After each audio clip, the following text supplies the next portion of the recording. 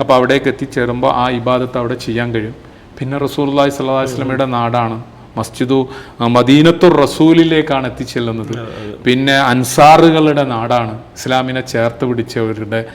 അതുപോലെ തന്നെ അവരുടെ ഖബറിടങ്ങളൊക്കെ ഉള്ള സ്ഥലമാണ്.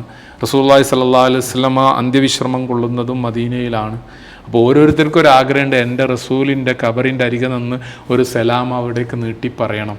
അപ്പോൾ അസ്സലാമു അലൈക യാ റസൂലല്ലാ, അസ്സലാമു അലൈക യാ ഹബീബല്ലാ, അസ്സലാമു അലൈക യാ ഖൈരി ഖൽഖില്ലാ, അഷ്ഹദു അന്നക ഖദ് ബല്ലഗ്ത റിസാല വഅദ്ദൈതൽ അമാന വനസഹ്തൽ ഉമ്മ വജാഹത്ത ഫീ സബീലില്ലാഹി ഹഖ്ക ജിഹാദിഹി എന്നൊക്കെ ഒരാൾക്ക് നീട്ടി പറയാൻ അങ്ങോട്ട് നടന്നു പോകുന്ന സമയത്ത് ഭവ്യതയോടുകൂടി ബഹുമാനത്തോടുകൂടി നബി സല്ലല്ലാഹു അലൈഹി വസല്ലമയുടെ പേരിൽ സലാത്ത് വർദ്ധിപ്പിച്ചുകൊണ്ട് തൊട്ടടുത്ത് തന്നെ അബൂബക്കർ സിദ്ദീഖ് റളിയല്ലാഹുവിൻ്റെ ഖബറാണ്.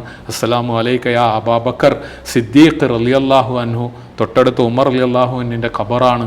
അസ്സലാമു അലൈക യാ ഉമർ അബ്നുൽ ഖത്താബ് റളിയല്ലാഹു അൻഹു എന്നൊക്കെ അവരുടെയൊക്കെ ചരിത്രം ഓർത്തുകൊണ്ട് പറയുമ്പോൾ അവരോട് നമ്മുടെ ജീവിതത്തിൽ ചേർത്ത് വെക്കുകയും നിങ്ങൾ കാണിച്ച ആ പാതയിലൂടെ സഞ്ചരിക്കുമെന്നൊരു പ്രതിജ്ഞ പുതുക്കൽ കൂടിയാണ് ആ സ്നേഹത്തിൽ പൊതിഞ്ഞ സലാം എന്ന് പറയുന്നത്. പ്രത്യേകിച്ച് റസൂലുള്ളാഹി സ്വല്ലല്ലാഹു അലൈഹി വസല്ലമയുടെ ഖബർ കാണുന്ന സമയത്ത്, ഖബർ നമ്മൾ കാണൂല, ഖബർ കെട്ടിപ്പൊക്കിയിട്ടില്ല, നമ്മളതിൻ്റെ മുമ്പിലൂടെ പോകുമ്പോൾ ഒരു മതിൽക്കെട്ടാണ് കാണുന്നത്. അവിടെ ഒരു വൃത്താകൃതിയിൽ ഒരു വലിയ ഹോൾ നമുക്ക് കാണാൻ കഴിയും. അതിൻ്റെ മുകളിൽ അവിടെ എഴുതി വെച്ചിട്ടുണ്ട് ഹുന അസ്സലാമു അലാ റസൂലില്ല, ഇവിടെയാണ് റസൂൽ സല്ലല്ലാഹു അലൈഹി വസല്ലമക്ക് സലാം പറയേണ്ടത് എന്ന്. തൊട്ടടുത്ത് അവിടെയാണ് അബൂബക്കർ സിദ്ദീഖ് റളിയല്ലാഹു, തൊട്ടടുത്ത് ഉമർ റളിയല്ലാഹു സലാം പറയേണ്ടത് എന്ന് അടുത്ത കാലത്ത് സൂചിപ്പിച്ച. പണ്ടൊന്നും അതും ഉണ്ടായിരുന്നില്ല.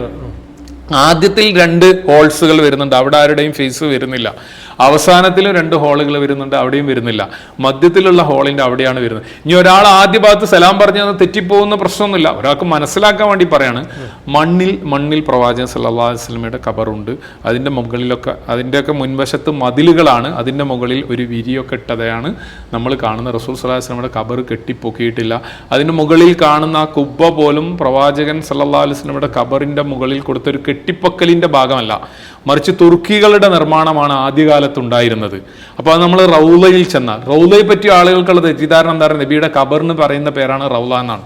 അല്ല, മറിച്ച് മാ ബൈന ബൈത്തി വ മിമ്പരി റൗളത്തും മിൻ റിയാദിൽ ജന്ന, എൻ്റെ വീടിൻ്റെയും എൻ്റെ പ്രസംഗപീഠത്തിൻ്റെയും ഇടയിലുള്ള എന്ന് പറഞ്ഞാൽ പ്രവാചകൻ സല്ലല്ലാഹു അലൈഹി വസല്ലമയുടെ ഒട്ടകം വന്നു മുട്ടുകുത്തിയ, എന്നിട്ട് നബി സല്ലല്ലാഹു അലൈഹി വസല്ലമ മസ്ജിദുൻ നബവി നിർമ്മിച്ച ആദ്യത്തെ ഭാഗത്തിനാണ് റൗള, സ്വർഗത്തോപ്പ് എന്ന് പറയുന്നത്. അതായിരിക്കും സ്വർഗത്തിലെ സ്വർഗത്തോപ്പിലെ ഒരു പ്രധാനപ്പെട്ട ഭാഗം എന്നാണ് ഒരു വിശദീകരണം.